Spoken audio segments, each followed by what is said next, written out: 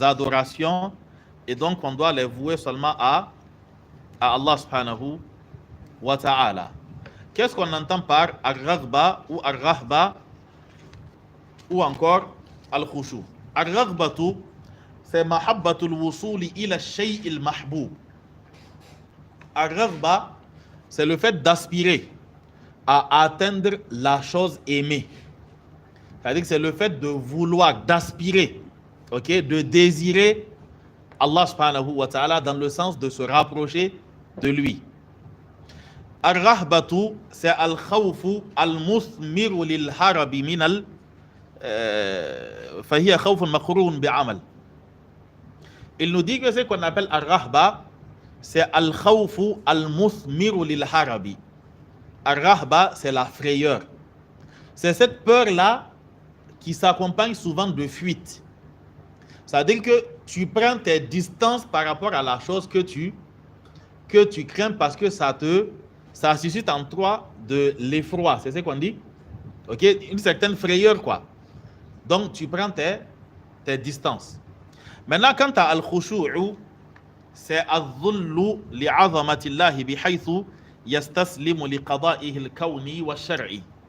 Ce qu'on appelle al-khushu', c'est le fait de se rabaisser devant la grandeur d'Allah subhanahu wa ta'ala. Et souvent, c'est ce khushu'-là qu'on traduit par l'humilité ou la concentration. Le principe, c'est que khushu'ul qalb yadhharu ala al-a'dha. Là, l'humilité du cœur, elle apparaît aussi sur les membres. Quand le cœur est apaisé, alors les membres aussi le sont. Et c'est pour cela que dans un hadith maudou, donc cela signifie qu'on ne l'utilise pas dans le sens de l'argumentation. Dans un hadith maudou, le prophète sallallahu alayhi wa sallam aurait vu un homme prier en jouant avec sa barbe. Et il dit que law khasha'a qalbuhu la khasha'at a'da'uhu. Si son cœur était apaisé, alors que ses membres aussi seraient restés tranquilles. Donc ça c'est al-khushu. En d'autres textes, le hadith n'est pas authentique. J'ai bien dit dans un hadith maudou. Mais c'est une réalité qui est là.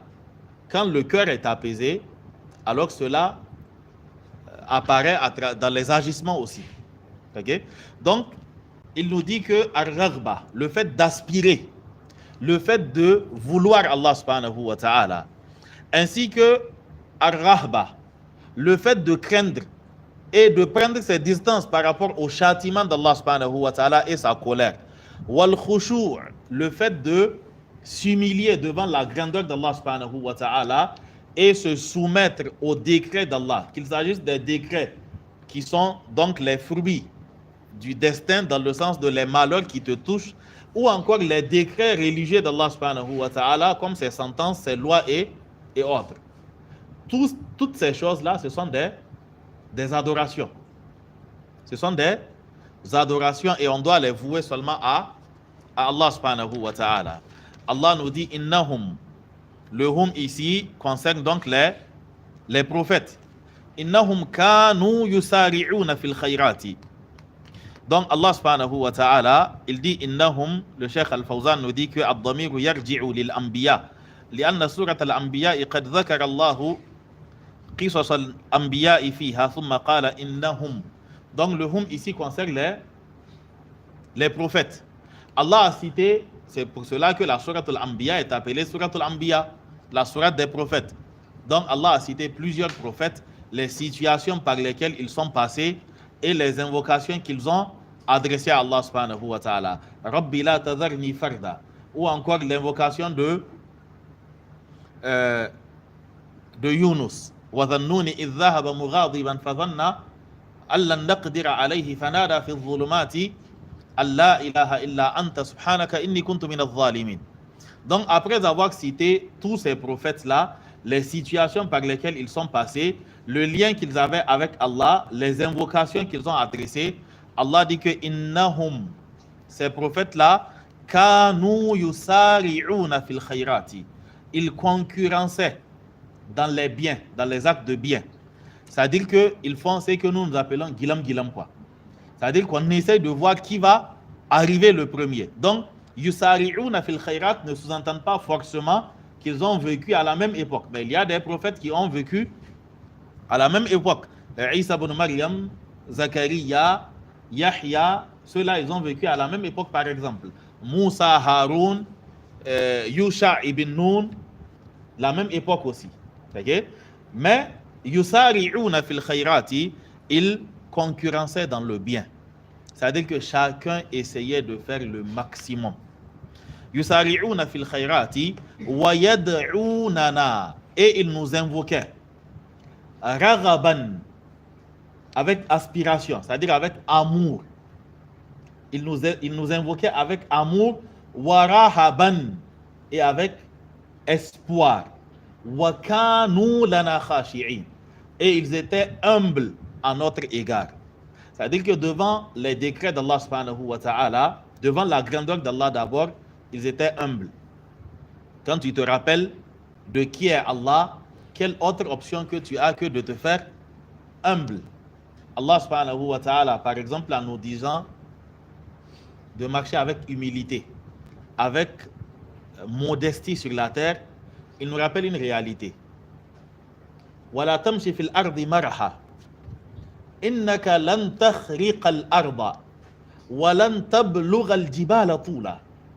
Marche avec humilité parce que tu ne fendras pas la terre et tu ne pourras pas atteindre les montagnes aussi.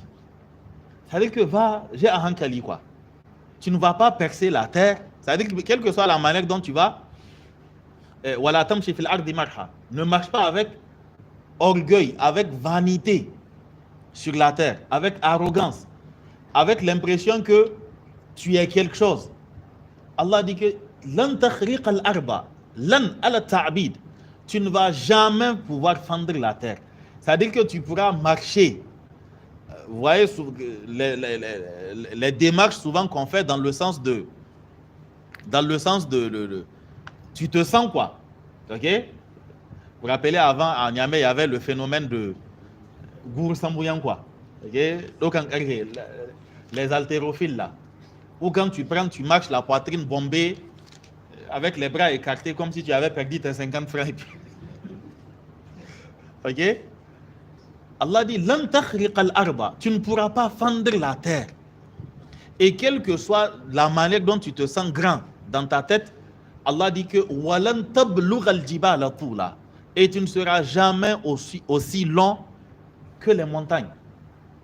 Donc tu vas doucement. Le prophète sallallahu alayhi wa sallam, il dit qu'il y avait un homme qui marchait avec orgueil et arrogance. C'est-à-dire que tu marches, tu te regardes, tu sens que vraiment tu es arrivé quoi. Allah dit que Allah a fait en sorte que la terre l'engloutisse. C'est le même sort qu'Allah a réservé à Qarun. Lui et toute sa fortune, Allah les a engloutis. Avant qu'il ne soit englouti, les ignorants disaient quoi? Si seulement on avait la même chose que Qarun. Et ils ont dit que innahu ladhu hazzin azim. Ça y entend. OK? Mais babban raboni. C'est-à-dire qu'il a de la chance quoi. Et les savants leur disaient faites attention. La récompense d'Allah est ce qu'il y a de meilleur. Et maintenant quand Qarun s'est fait engloutir par la terre, en ce moment ils sont revenus pour dire que on était vraiment ignorants quoi. C'est-à-dire que les savants leur disaient faites attention. Il ne faut pas seulement regarder le matériel. Très souvent quand tu dis aux gens de ne pas se figer sur le matériel, ils ont deux lectures de la chose. Soit tu as amassé suffisamment. Et donc maintenant tu dis aux gens que non, ne cherchez pas. Ou encore tu as cherché, tu n'as pas pu avoir. Donc tu es désespéré. Et tu dis aux gens, c'est pas la peine de chercher. On ne demande pas de ne pas chercher le matériel. Mais faites en sorte que le matériel soit dans la poche et non pas dans le cœur. C'est là le problème.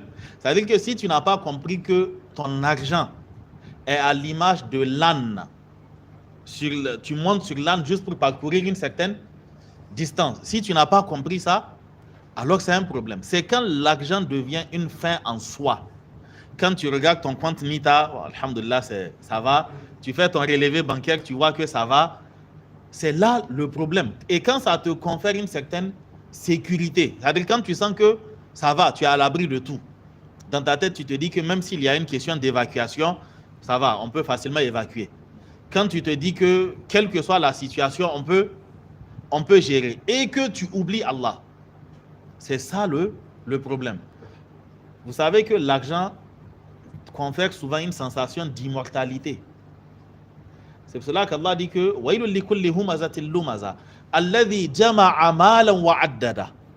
il rassemble une fortune et son plaisir c'est de compter.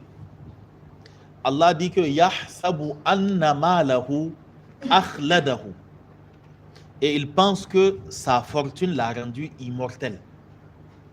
C'est-à-dire qu'il est paré à toute éventualité, quoi.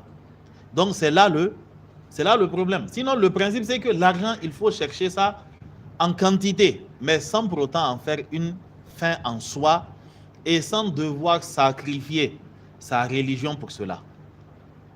Fais en sorte qu'à aucun moment Allah ne voit dans ton cœur que tu accordes plus d'intérêt au matériel qu'à sa religion. Fais en sorte que le matériel ne soit jamais une raison pour laquelle, c'est-à-dire tu te retrouveras dans une situation où il y a un enjeu entre Allah et puis le matériel et puis tu choisis. Fais en sorte qu'il n'y ait jamais cela dans ton cœur. En ce moment, l'argent est dans ta poche. Et l'argent, on l'utilise. Comme je l'ai dit, c'est comme l'âne, quoi. Tu l'utilises juste pour parcourir une certaine distance. Comme c'est qu'ils ont dit justement à Qarun. وَابْتَغِ فِي مَا آتَاكَ اللَّهُ الدَّارَ الْآخِرَةَ. Dans ce qu'Allah t'a accordé, recherche l'au-delà. Mais voilà, tansa nasibaka min ad-dunya. Mais n'oublie pas de profiter toi aussi de la vie d'ici-bas. Wa ahsin kama ahsana Allahu ilayk. Et sois bienfaisant envers les gens comme Allah a été bienfaisant envers toi. C'est le principe. C'est-à-dire du matériel qu'Allah t'a donné, fais en sorte d'avoir l'au-delà. Quand tu as quelque chose, fais en sorte d'investir. Et fais en sorte d'investir dans quelque chose, c'est-à-dire une chose dont tu vas profiter même quand tu ne seras pas là.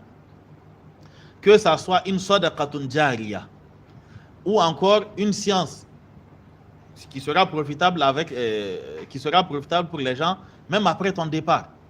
Parce que waladun salihun, c'est pas garanti. OK? C'est pas garanti. Waladun salihun de nos jours, j'ai pas dit qu'il n'y en aura pas un, mais c'est un investissement risqué. C'est un investissement risqué. Il n'y a que 3 options. L'enfant vertueux, la science profitable et l'aumône qui persiste dans la durée. Mais ça veut dire que le problème, si tu dois mettre ton sort entre les mains d'un humain, ça veut dire que tu es perdu, quoi. Si tu comptes sur waladun salihun, c'est risqué. Mais ilmun yuntafa'u bihi, il y a une certaine garantie. Ibn Kathir, à la mort de Ibn Taymiyyah, des faits d'il y a plus de 700 ans, quand il est rentré dans la pièce, il a vu Ibn Taymiyyah en rapportant l'histoire de Ibn Taymiyyah, c'est-à-dire la conclusion, quoi.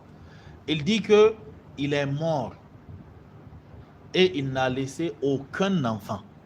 Il ne s'est pas marié. Il n'a pas eu le temps de se marier.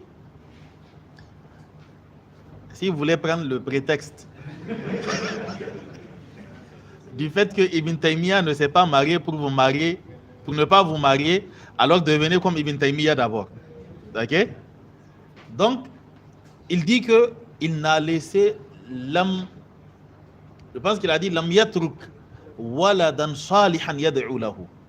Il n'a pas laissé un seul enfant vertueux qui va invoquer pour lui. Walakinnahu taraka ummatan.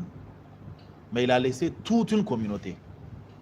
Aujourd'hui, tu es obligé, il est incontournable. Quel que soit le domaine où tu prendras, on dira Ibn Taymiyyah. C'est-à-dire qu'il n'a pas eu d'enfant, mais son nom est resté. Et ça, c'est ilmun yuntafa'u bihi. Imam al-Bukhari, dont on a cité tout à l'heure les hadiths. Imam al-Bukhari, qui connaît son enfant? Qui sait même s'il s'est marié? Mais jusqu'à aujourd'hui, tu es obligé de dire Rawah al-Bukhari. Et à chaque fois que tu citeras cela, Inch'Allah, c'est une récompense pour lui.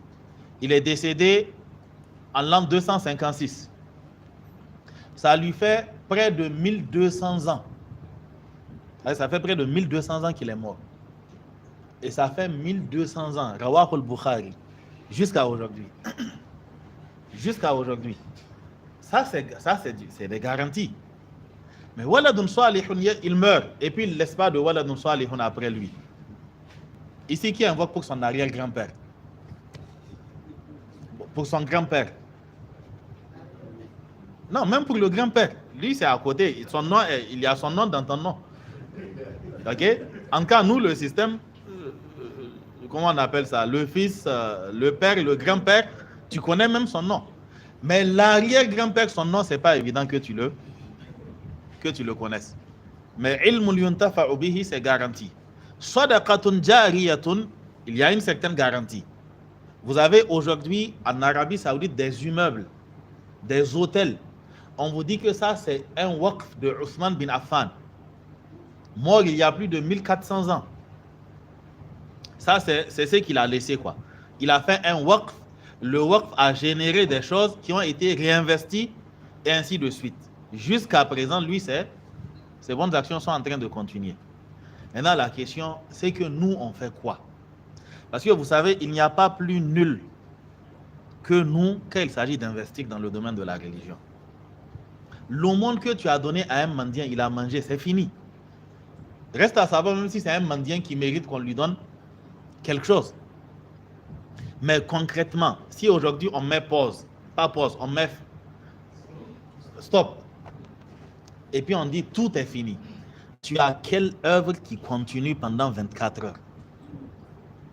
C'est-à-dire une seule chose, où tu es garanti que demain, si tu ne te lèves pas, on va quand même t'écrire quelque chose. C'est quoi?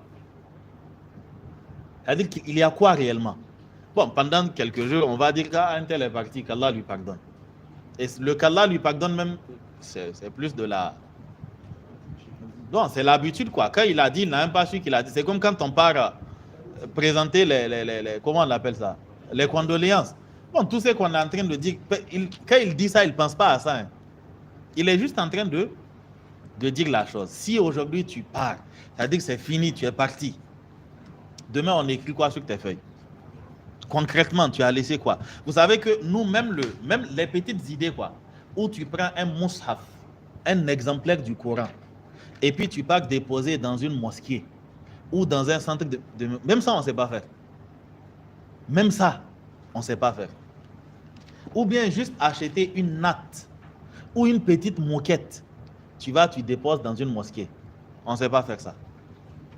C'est-à-dire qu'on n'a jamais ces genres d'idées.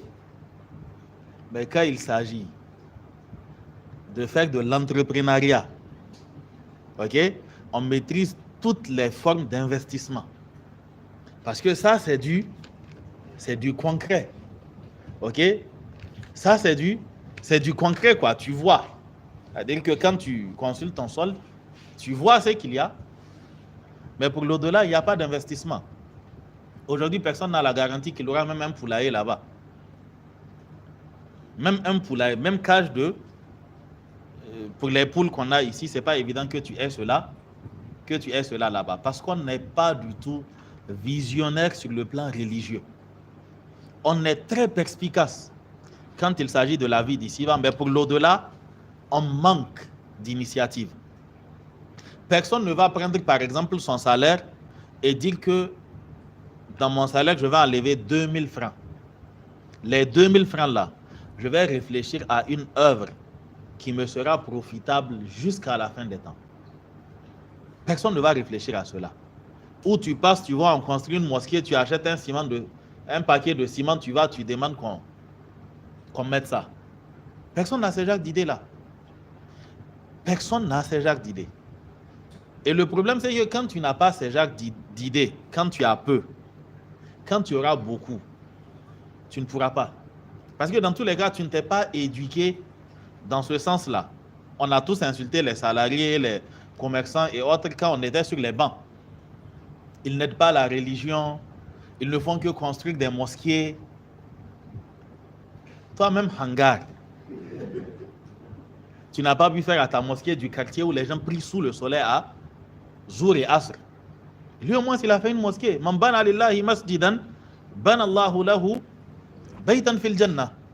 Même ça, tu n'as pas fait pour Allah subhanahu wa ta'ala. Donc, ce sont des choses sur lesquelles on doit réfléchir et on doit essayer de se rattraper. Vous savez très bien que la vie d'aujourd'hui, il n'y a pas de garantie, quoi. C'est-à-dire qu'à tout moment, tu peux te... Quand je vais dire ça, il ne faudrait pas que certains ne puissent pas dormir, quoi. Il est possible que tu dormes et que tu ne te réveilles pas. Beaucoup sont morts comme ça. Ok? Beaucoup sont morts comme ça. Dernièrement, il y a à peine 3 semaines ou 2 semaines, il y avait un frère qui s'était absenté au cours. Il m'a dit qu'en fait, il y a un de leurs amis. Ils étaient assis. Il est passé vers 17h comme ça. Il est passé, il les a salués. Et le lendemain matin, on l'appelle pour lui dire qu'on va aller, qu'il est décédé, quoi. Il n'a rien. C'est juste le sommeil qui a... C'est du sommeil que... Dans tous les cas, Allahu yatawaffa al-anfusa hina mawtiha wallati lam tamut fi manamiha. Allah subhanahu wa ta'ala, c'est lui qui récupère les âmes, c'est lui qui reprend les âmes quand les gens meurent. Et ceux qui ne meurent pas, Allah reprend leurs âmes pendant leur sommeil. Ce qui fait que chaque matin, quand tu te réveilles, tu dis Alhamdulillahi alladhi ahyana, parce que tu viens de mourir. Maintenant, il y aura une fois, peut-être, où tu vas dormir, tu ne vas pas te réveiller. Et le problème de la mort, c'est qu'il ne prend pas de rendez-vous, il ne prend rien. Donc, tu fais avec tes moyens du moment. Arrange-toi à ne pas partir sans avoir quelque chose de concret. Une chose qui va rester après toi, où tu sais au moins que périodiquement on t'écrit quelque chose. Sinon, de vous à moi, qui est prêt à partir? Qui est sûr que c'est qu'on lui a écrit là? S'il part avec ça, ça veut dire que ça va. Vraiment, il n'y en a pas. Donc, il faudrait que ça continue après nous. Peut-être que Allah subhanahu wa ta'ala nous fera miséricorde. Non. Donc, on était sur l'attitude des prophètes tels que décrites par Allah subhanahu wa ta'ala. Innahum kanu yusari'una fil khayrati, ils concurrençaient dans le bien. Wa yad'unana, et ils nous invoquaient raghaban wa rahaban, avec aspiration, avec désir et avec frayeur.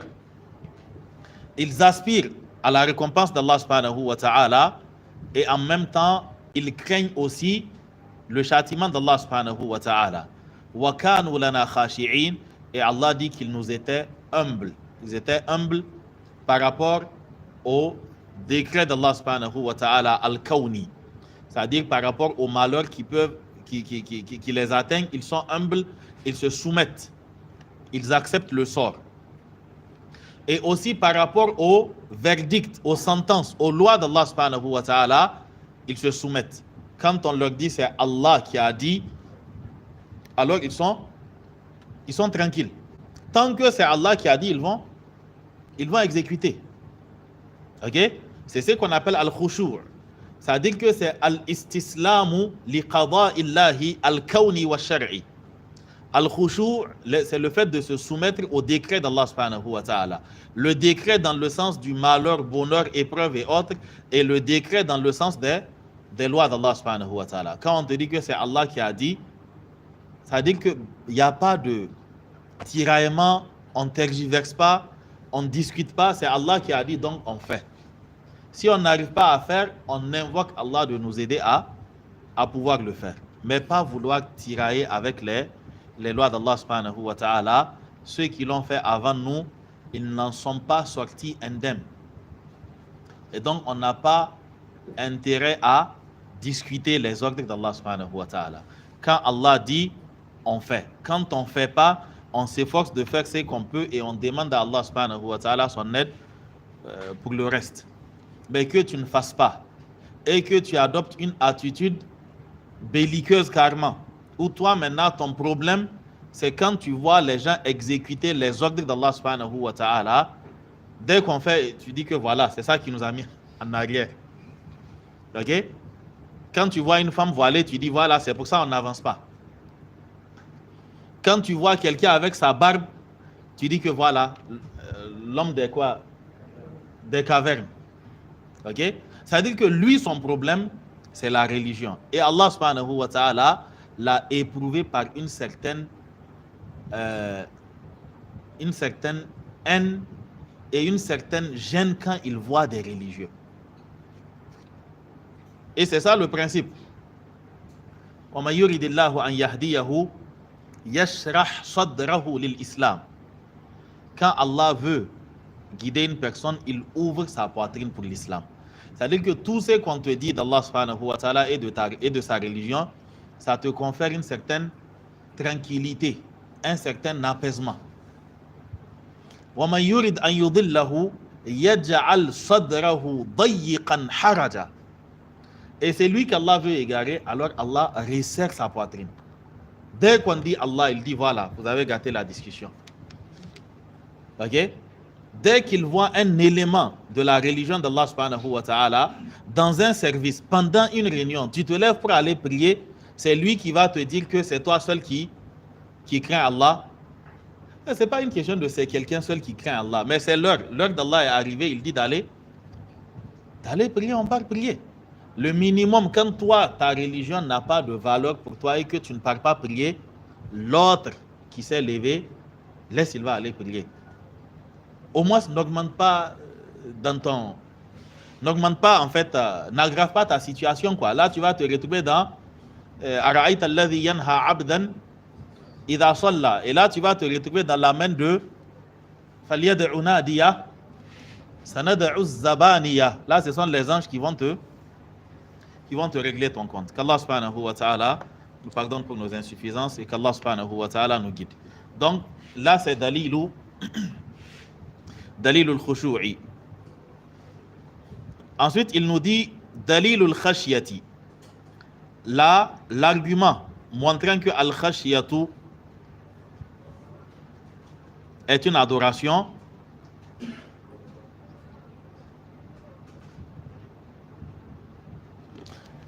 qui montre que al-khashiyatu est une adoration et donc on doit l'avouer à Allah subhanahu wa ta'ala seulement. C'est le verset où Allah nous dit fala takhshawhum, ne les craignez pas. Ici, on avait expliqué que certaines d'entre ces adorations que le cheikh a citées, ce sont des éléments qui se recoupent. Ok? Al-khawfu, al-rahbatu, al-khashiyatu, ce sont dans certains cas des synonymes. Ok? Ce sont dans certains cas des synonymes. Mais les savants expliquent que chacun a une certaine spécificité. Al-khawfu, c'est la peur. C'est pour cela qu'on parle souvent de al-khawfu tabi'i. C'est la peur à l'état brut, quoi. La peur. Et quand on parle de ce qu'on vient de voir, al-rahbatu, c'est la peur qui s'accompagne d'une certaine distanciation. Tu prends tes distances, ça veut dire que ça te provoque de l'effroi. Tu as peur. Okay? Et quand on parle de al-khashiyatu, les savants disent que c'est la peur qui découle de la science, de la capacité de l'autre à t'infliger ou à te faire subir certains torts. Ok? Et c'est pour cela que dans certains passages, vous avez un certain parallèle qui est fait entre la khashia et la science. Innama yakhshallaha min ibadihi al-ulama. Seuls craignent Allah subhanahu wa ta'ala les savants d'entre ses serviteurs. Vous voyez qu'ici Allah subhanahu wa ta'ala a cité al-khashya et al-ilm dans le même passage. Non. Donc Allah subhanahu wa ta'ala nous dit fala takhshawhum, ne les craignez pas, mais plutôt craignez-moi. Donc cela montre que al-khashya fait partie des adorations. Et je pense que nous avons parlé de al-khashya quand on était sur al-khawf. C'est ça? Non. Donc on pourra passer directement là-dessus, Inch'Allah.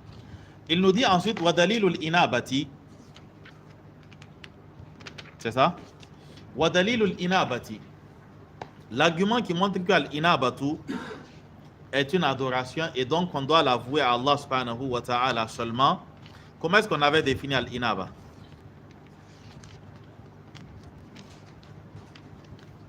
Al-inaba. Comment? Ok, al-inabatu c'est une forme de tawba.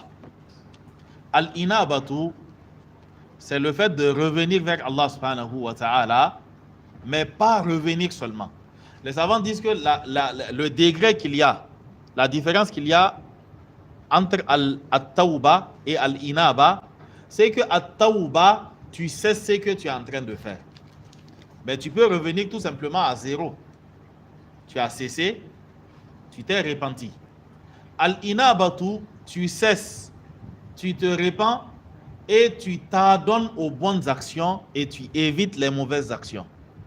Ce qui fait que al-inabatu est plus radical que at-tawba. Al-inabatu marque en fait, c'est-à-dire un virage assez radical, où c'est pas que tu t'es repenti forcément concernant un seul péché ou un certain nombre de péchés, mais tu t'es maintenu dans ton état d'insouciance peut-être. Al-inabatu, tu te repens et tu te reformes en plus. C'est ce qu'on appelle al-inabatu. Allah subhanahu wa ta'ala nous dit wa anibu ila rabbikum wa aslimu lahu, et revenez repentant à votre Seigneur et soumettez-vous à Allah subhanahu wa ta'ala. Ce verset, Allah subhanahu wa ta'ala nous le cite après avoir interpellé ses serviteurs en leur disant de ne pas désespérer quant à la grâce d'Allah subhanahu wa ta'ala. Allah nous dit il dit donc au prophète sallallahu alayhi wa sallam, dit ya ibadi alladhina asrafu ala anfusihim, ô vous mes serviteurs qui se sont fait du tort à eux-mêmes, la taqnatu min rahmatillah, ne désespérez pas quant à la miséricorde d'Allah subhanahu wa ta'ala, parce que inna Allah yaghfiru dhunuba jami'a, parce que Allah subhanahu wa ta'ala, il pardonne tous les péchés. Innahu huwa al-ghafurur rahim, et Allah subhanahu wa ta'ala, il est le pardonneur, le grand pardonneur et le miséricordieux.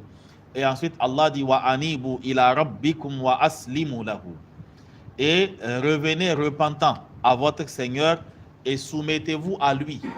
Le verset ne s'est pas limité à cela.